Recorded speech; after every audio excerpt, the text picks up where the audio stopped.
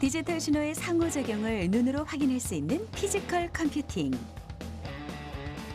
알고리즘의 결과를 여러 물리적 도구를 통해 곧바로 알 수 있기 때문에 피지컬 컴퓨팅은 학생들의 소프트웨어 수업 속에서 다양하게 활용되고 있는데요. 이번 시간 우리 학생들의 시선을 사로잡은 것은 반짝반짝 빛나는 것입니다. 빛으로 배우는 특별한 소프트웨어 수업, 그 현장 속으로 들어가 보겠습니다.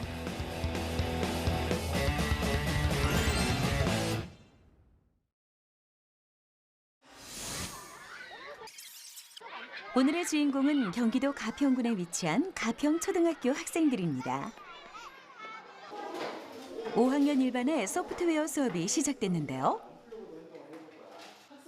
눈빛을 밝히며 서서히 집중력을 높이는 학생들. 어떤 미션이 주어지든지 자신만의 실력으로 당당히 문제를 해결해낼 것 같죠? 자, 그렇다면 이번 시간의 수업 주제는 과연 무엇일까요? 자, 여러분들 예전에 전 시간에 엔트리랑 스크래치 다 배웠었죠? 네. 그걸 바탕으로 오늘은 피지컬 컴퓨팅 활동을 해보겠습니다. 오늘 활동은 아두이노를 통해서 전기 회로의 개념을 이해하고 또 여러 가지 언플러그드 활동을 통해서 알고리즘을 이용해서 우리가 어떤 컴퓨팅 사고를 할 수 있는지 알아보는 시간을 갖도록 하겠습니다. 오늘의 수업 주제는 피지컬 컴퓨팅 이해하기. 학생들이 사용할 주요 도구는 블록형 프로그래밍 언어와 디지털 신호의 상호작용을 확인할 수 있는 아두이노입니다.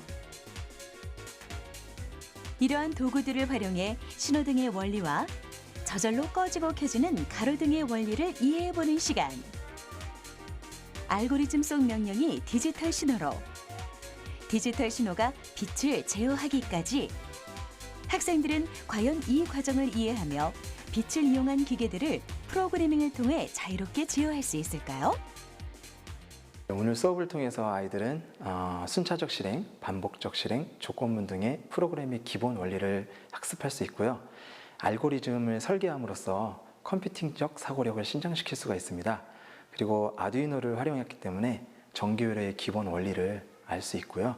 또 조건문에서 자기가 조건을 직접 설정하고 또 거기서 원하는 결과를 직접 이끌어낼 수 있는 계기를 마련했다고 볼 수 있습니다. 아두이노를 이용한 피지컬 컴퓨팅 수업은 전기 회로의 원리를 배울 수 있는데요. 본격적인 프로그래밍을 시작하기 전 학생들이 전기 회로에 관한 기초 지식을 다져본다고 합니다. 그럼 여러분들 첫 번째 활동지 학습지 1번을 보면 다음과 같은 알고리즘을 이용하여 LED 불켜기 활동이 제시되어 있는데요. 우선 첫 번째로 해야 될 거는 LED를 연결하는 아래쪽에 회로도 있죠? 회로도에 연필로 옆에 있는 기호를 이용해서 전선과 LED를 표시해서 어떻게 연결할 것인지를 나타내 볼 거예요. 학습지에 그려진 아두이노 회로도에 LED를 표시하고 전선을 연결해보는 학생들. 지금은 연필을 이용해 선을 그려보지만 어떻게 회로를 구성할지 천천히 그리고 정확히 계획해보는 시간입니다. LED를 몇 번 핀에 꽂으면 좋을지, LED에 불이 들어오게 하려면 어떻게 연결해야 하는지, 마이너스에서 플러스로 전선이 연결됐는지, 종이 회로도 앞에서 학생들은 생각의 회로를 이어나갑니다. 이거는 전기를 여기서 이동해 주고요. 그 이동한 전기를 여기서 껐다 켰다 할 수 있는 거예요. 아래에 있는 전기 회로도에 우리가 연필로 먼저 회로도를 그려봤죠? 네. 다 그려봤으면 몇 번째 핀에 연결되어 있는지, 그 다음에 그라운드를 마이너스로 연결되어 있는지 각자 확인할 수 있었을 거야, 그치? 네. 그러면은 선생님이 준비한 코드 블럭을 이용해서 여러분들의 알고리즘을 직접 설계해 보도록 하겠습니다. 피지컬 컴퓨팅 수업은 물리적인 방법으로 디지털 신호를 확인할 수 있다는 점에서 학생들의 시선을 자극하기에 충분하지만 우선되어야 할 점은 역시 프로그래밍입니다. 종이로 만든 블록형 프로그래밍 언어를 이용해 알고리즘을 설계하는 학생들. 조금 전 학습지에 그려본 LED 회로의 알고리즘이 학생들 앞에 펼쳐졌습니다. 지금 코드블록 쌌는데 이거 어떤 식으로 짠 거예요? 이거 LED가 하나가 1초 간격으로 켜졌다 꺼졌다 하는 그런 걸 알고리즘이에요. 이 각자 블록의 기능을 좀 설명해 줄 수 있을까요? 무한반복 시작과 무한반복 끝은 여기 무한반복 시작과 무한반복 끝 안에 있는 블럭을 무한적으로 반복하는 거고 이 파란 블럭은 LED를 켰다 끌 수 있는 블럭이고요. 1초 기다리기는 꼭 1초만 기다릴 수가 있는 게 아니라 여기 안에 원하는 숫자를 써놔가지고 원하는 초만큼 기다릴 수 있게 해주는 블럭이에요. 컴퓨터를 사용하지 않아도 프로그래밍의 순서와 명령에 대해 차분히 알아볼 수 있는 시간. 친구와 함께 퍼즐 놀이를 하듯 알고리즘을 완성하는 언플러그드 활동은 학생들이 소프트웨어에 조금 더 가까이 다가갈 수 있도록 하는 역할을 합니다. 지금 해봤는데 많이 어렵지 않고 잘할 수 있을 것 같아요. 지금 알고리즘 설계를 했죠? 네. 알고리즘 설계한 거를 그대로 컴퓨터에다가 입력을 한 다음에 실제로 불이 들어오는지, 그 다음에 여러분들이 의도한 대로 움직이는 LED로 작동을 잘 하는지 한번 만들어 보고요. 혹시 LED 3개가 부족하다, 선생님 저는 LED 개수를 늘려서 더 해보겠습니다 하는 친구들은 조용히 손을 들면 선생님이 LED를 더 갖다 줄게요. 자, 한번 만들어 봅시다. 본격적으로 학생들의 신호등 만들기가 시작됐습니다. 3개의 LED가 신호등처럼 차례로 켜지고 꺼지도록 설계해야 하는데요. 프로그래밍과 회로 제작을 동시에 시작하는 학생들. 지금까지 연습했던 알고리즘이 제대로 완성됐는지 여부는 LED를 통해 곧바로 확인할 수 있겠죠? 브레드보드에 놓인 LED에 불이 켜졌습니다. 프로그래밍한 그대로 빛이 들어오는데요. 이 알고리즘의 핵심은 LED의 점등과 점멸. 다시 말해 하나의 LED가 켜진 다음 다른 LED가 켜지면 동시에 기존의 LED는 꺼지도록 해야 하는 것이죠. 보아하니 학생들의 신호등 설계는 성공적인 것 같습니다. 여러분도 지금 오늘 아두이노와 LED를 이용해서 춤추는 교통 신호등을 만들어 본다고 했는데 춤 췄습니까? 네. 아직 안 췄죠? 지금 어떤 동영상을 잠깐 한번 볼 텐데 이 동영상을 보고 과연 춤추는 동영상을 어떻게 설계하면 될까? 내가 설계할 알고리즘을 생각하면서 한번 동영상을 봅시다. 알겠죠? 네. 신호등이 빨간불일 때 횡단보도 앞에서 기다리는 시간이 지루하지 않았으면 하는 바람에서 시작된 춤추는 신호등. 포르투갈 리스본 시내에 등장한 이 춤추는 신호등은 무단 횡단으로 인한 사고를 방지하기 위해 제작됐다고 하는데요. 춤추는 신호등의 원리를 생각해보는 시간.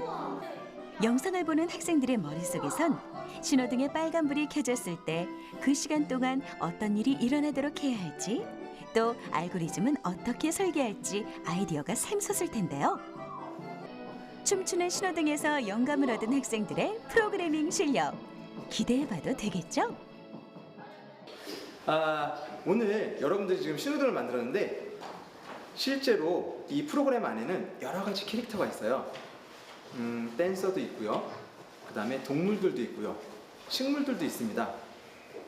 동물이건 사람이건 간에 다음 모양을 했을 때 동작들이 있는데 그걸 이용해서 마치 춤추는 것처럼. 그럼 신호등 만들었을 때 어떤 불일 때 춤을 추면 좋을까요? 빨간 불일 때 유쾌하게 기다리기 위해서는 빨간 불일 때 춤추는 동작을 넣으면 좋을 것 같아요. 만들어 놓았던 신호등 프로그램에 새로운 기능을 추가하는 학생들. 빨간색 LED가 켜졌을 때 스프라이트가 춤을 추도록 명령하는 작업인데요. 어떤 스프라이트가 춤을 추면 좋을지 고민 끝에 캐릭터 하나가 선정됩니다. 지금 친구 열심히 하고 있는데 이 춤추는 거 어떻게 구상했어요? 춤추는 거는 다음 모양으로 바꾸기를 하면 바뀌어지니까 그거를 10번 반복한 다음에 1초 기다리기를 했어요. 어떤 식으로 춤을 출 거예요? 다음 모양으로 바꾸면 여기 모양에서 보면 이렇게 모양이 있는데 그걸로 바꾸면 돼요. 춤추는 스프라이트의 동작을 하나씩 추가할수록 학생들의 스크립트는 점점 길어집니다. 어떤 동작을 연결할지 선정하고 빨간 불일 때 스프라이트가 춤을 추도록 한 다음 다른 불이 켜지면 즉시 춤을 멈추도록 설계해야 하는데요. 스프라이트의 동작 설계에 만족한 듯 보이는 이 모둠.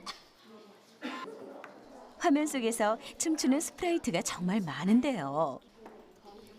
자세히 살펴보니 캐릭터 수가 여러 개인 것이 아니라 동작의 개수를 늘리고 동작과 동작 사이의 유지 시간을 매우 짧게 설정한 것입니다. 프로그래밍의 재미는 이렇게 자신이 원하는 대로 표현이 가능하다는 것이겠죠? 멋있게 보이기, 웃기고 멋있게 보이기 위해서 한번 만들어 봤어요. 이게 그 똑같은 걸 계속 복사를 해서 하면 더 쉽고 재밌어지게 돼요. 자, 그럼 다음에는 이번에는 이제 순차랑 반복 구조 말고 조건문이라는 거에 대해서 한번 알아볼 거예요. 어떤 명령을 내릴 때 두 가지 조건을 넣고 조건에 맞을 때, 맞지 않을 때 각각 수행할 명령을 다르게 설정하는 것을 조건문이라고 합니다. 지금 여러분들이 간단하게 조건문에 대해서 언플러그드 활동을 한번 해볼 거예요. 이제 친구들이 앞에 나와서 걸어 나온 다음에 조건문이 보여지면 큰 소리를 읽고 해당되는 곳으로 맞으면 주은이한테 아니면 건영이한테 와서 명령을 수행하면 되겠습니다. 자, 다 이해됐나요? 네. 그러면 우리 맨 앞에 앉아있는 도윤이부터 한번 해볼까요? 만약에 나보다 키가 크다면 훨씬 커? 시원하게 울어주세요. 잠깐, 보는 중. 큰 소리로. 만약에 내가 안경을 썼다.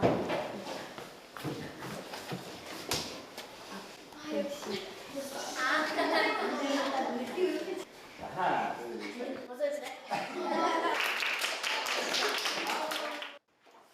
언플러그드 수업은 컴퓨터 없이도 프로그램의 원리와 개념을 학습할 수 있는 수업 방식을 말하는데요. 자칫 놀이로만 끝나지 않도록 학생들에게 배우고자 하는 주제를 확실히 인지시키는 것이 중요합니다. 만약에 나보다 착하다면 착해. 즐겁게 웃으면서 학습 효과가 쑥쑥 자라는 수업. 학생들이 주어진 조건을 판단하고 상황에 따라 명령을 잘 수행한다면 조건문에 필요한 알고리즘을 더욱 탄탄하게 다질 수 있을 것입니다. 자, 지금 조건문에 대해서 한번 언플러그드 활동을 한번 해봤죠? 네. 오늘 여러분들이 배워보는 조도 센서도 조건문을 이용해서 우리가 컨트롤을 할 텐데, 제어를 할 텐데요. 학습지에 보면 공책으로 가렸을 때, 한 손으로 가렸을 때, 두 손으로 가렸을 때, 혹시 스마트폰을 활용할 수 있는 친구는 플래시를 켜서 정말 화냈을 때 수치가 어디까지 내려갈 수 있는지 요것만 알아볼게요. 조도 센서는 주변 환경에 따라 달라지는 빛의 양을 감지합니다. 밝을수록 센서 값은 낮게, 어두울수록 높게 측정되는데요. 같은 공간이라도 측정하는 방법에 따라 달라지는 센서 값. 학생들은 여러 가지 상황을 적용해 가장 어두울 때의 최대값과 가장 밝을 때의 최소값을 파악합니다. 몇 나왔어? 17 정도. 17 정도? 밝고 어두움에 민감하게 반응하는 조도 센서. 이러한 조도 센서는 무인 가로등과 같이 일상생활 속 편리함을 제공하는 장치들에 활용되고 있는데요. 어두워지면 스스로 불이 켜지고 밝아지면 불이 꺼지는 무인 가로등. 조도 센서의 기준값을 찾아 설정하고 조건문을 완성하는 과정을 통해 그 원리를 터득할 수 있다고 하네요. 지금 조도 센서 수치에 대해서 여러 가지 상황을 놓고 수치가 어떻게 변하는지에 대해서 관찰을 했는데요. 그럼 우리가 오늘 하는 활동 중에서 가장 중요한 두 가지 경우가 있었어요. 첫 번째는 형광등을 켰을 때, 또 한 경우는 형광등을 껐을 때. 여기서는 만약에 아니면 이라는 블록을 적을 거예요. 이 블록을 이용할 텐데요. 만약에에서는 기준을 아날로그 핀에 조도 센서의 수치, 아까 말한 거 있죠? 그 수치를 이용해서 이 수치보다 컸을 경우에, 작았을 경우에, 컸을 경우에는 불을 켜야겠죠. 어두운 거니까.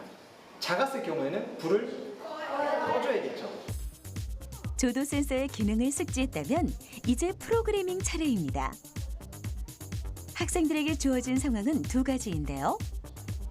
형광등을 껐을 때와 형광등을 켰을 때. 학생들은 두 가지 조건을 넣고 LED가 켜짐과 꺼짐의 명령을 수행하도록 코드 블록을 설계해야 합니다. 손으로 빛의 양을 조절하며 LED의 출력 상태를 확인해 보는데요. 반짝 불이 켜지는 LED. 학생들이 입력한 조건문이 신호체계를 전달하는 명령어가 되어 LED를 성공적으로 점등시킵니다. 지금 조도 센서를 손으로 가리고 임상 실험을 거쳐서 LED가 들어오는 걸 확인했죠? 네. 자, 그러면 손으로 가리는 거 말고 이제 진짜로 불을 껐을 때 들어오는지 한번 확인해 볼게요. 그렇다면 실제 형광등 불빛에도 LED가 작동될 수 있을까요? 형광등이 꺼짐과 동시에 밝은 빛을 내뿜는 LED. 프로그래밍 성공입니다. 자, 지금 조도 센서를 이용해서 LED를 켜고 끄는 것을 갖다가 조건문으로 자동 설정을 해줬어요. 그쵸? 네. 그래서 형광등이 꺼지면 켜지고 형광등이 꺼지면 LED가 켜지는 그런 설정을 지금 끝마쳤습니다. 자, 그럼 여러분들이 지금 스마트 광섬유를 만들기 위해서 LED 대신에 LED 있는 그 자리에다가 광섬유를 교체해서 한번 설치해 보세요. 마지막 미션이 주어졌습니다. 바로 나만의 스마트 광섬유 만들기. 광섬유란 빛의 굴절율을 이용해 섬유 내부에서 광학 현상이 일어나도록 만든 빛 전도체인데요. 재료는 다르지만 광섬유에 불이 켜지는 원리는 LED의 작동 방법과 동일합니다. 광섬유를 브레드보드와 연결하고 조도 센서의 기준값을 입력하니 명령을 전달받은 메인보드가 조건에 따라 빛을 제어하는데요. 가는 섬유를 은은하게 밝히는 빛. 이제 불을 켜고 끄는 학생들의 프로그래밍 실력은 수준급이 됐습니다. 자, 광섬유 다 해봤어요? 네! 잘 작동되나요? 네!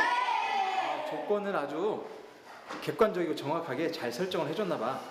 자, 이제 아이클레를 이용해서 나만의 스마트 광섬유를 만들어 볼 거예요. 자신이 만들고자 하는 물건을 만들 때 동물이 됐든 사람이 됐든 반드시 광섬유를 포함해서 처음부터 포함해서 만들어야 됩니다. 알겠죠? 자, 시작해 봅시다. 광섬유의 빛을 제어할 실력을 갖췄다면 이제 학생들의 상상력을 더해보겠습니다. 알록달록한 아이클레이와 광섬유의 만남. 학생들은 여러 갈래로 펼쳐진 광섬유의 특징을 살피며 머릿속으로 그린 상상도를 조금씩 현실로 꺼내보는데요. 친구와 마음을 맞추며 함께하는 시간만큼 더욱 완성도 높은 작품이 탄생할 것 같습니다. 동물을 형상화한 모둠부터 폭발이나 반짝임을 표현한 모둠까지 학생들의 아이디어가 총집합했습니다. 껌껌할 때 화분을 키면 환해지라고 만드는 그 총에서 총알이 나가면은 뭔가 반동이 일어나면서 폭발처럼 생겨나잖아요. 그것을 표현하기 위해서 광섬유를 여기다가 묻혔기 때문에 이렇게 됐어요. 자, 작품 이제 다 만들었죠? 네, 좋습니다. 그러면 우리 만든 작품을 한 곳에 모아놓고 우리가 한번 불을 끄면 정말 멋있게 광성리에 불이 들어오는지 한번 다 같이 한번 시연 한번 해보도록 하겠습니다. 알겠죠? 네. 불 한번 꺼볼게요. 반짝반짝 빛나는 작품 완성.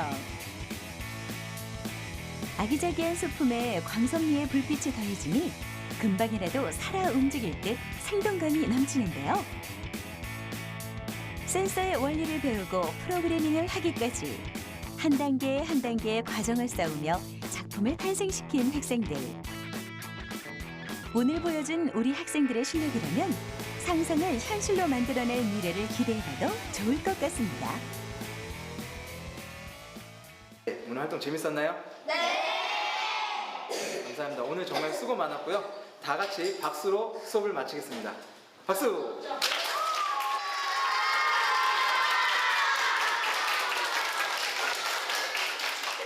제가 처음에는 소프트웨어를 이용한 물건들을 많이 알지 못했는데 이 수업을 배우고 난 후에 소프트웨어를 이용한 많은 물건들을 알게 되었어요. 저가요. 공부하고 안방에 자러 가면 거실불이 꼭 켜져 있어요. 그래서 엄마 아빠가 귀찮아하셔서 저보고 꺼오라 그러면서 할 수 없이 가는데 열 감지 센서로요 켜졌다 껐다 했으면 좋겠어요. 생활 속 물건들을 찬찬히 들여다보면 보이지 않는 소프트웨어의 힘을 발견할 수 있습니다. 그 힘은 횡단보도의 신호등으로, 어두운 밤길을 밝히는 가로등으로 우리 삶 곳곳에서 편리함이라는 가치를 선사하는데요. 무심코 지나칠 수 있는 일상의 것을 색다른 시선으로 바라보고 생각하는 일. 이것이 바로 우리 학생들의 생각의 틀을 깨고 사고하는 방식을 넓혀나가는 첫걸음이 될 것입니다.